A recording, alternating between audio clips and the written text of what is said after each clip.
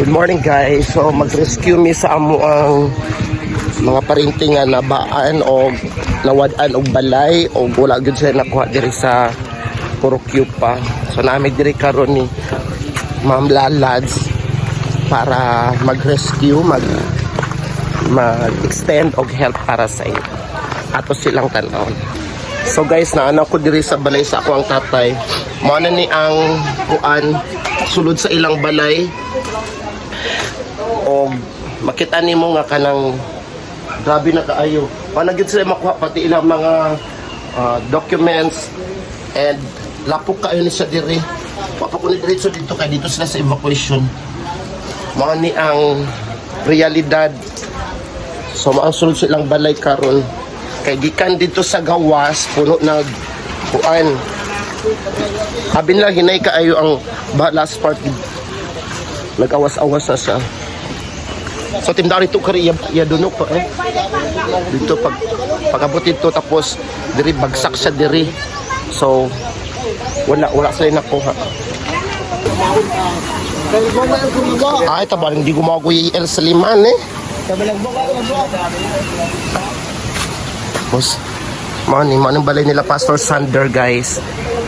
So wala na sila nakuha bisan isa. Grabe ang hilak siyang asawa diri.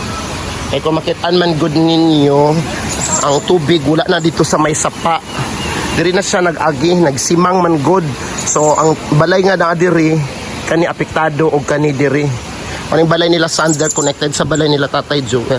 So namin diri karon para mag-extend og help. No, so kung amoy mga help dira, og asa ko.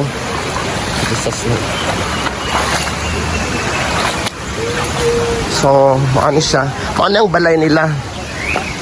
Ang sa babaw, okay raman, pero wala gyud kayo makuha. Diri natambak na ang nadaot na ilang garden diri. So, maano ang tibuok balay nila Tatay Joel. Lapok kaayo. Nga lang pagdito kayong pagkalapok. Look at that guys.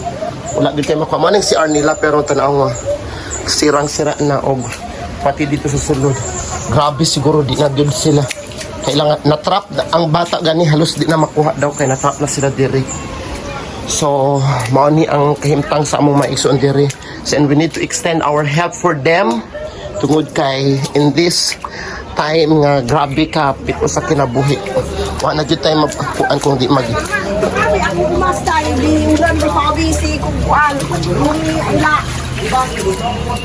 Tanawa, mo rescue daw siya niya, utray sa i-rescue. Amaw na ni.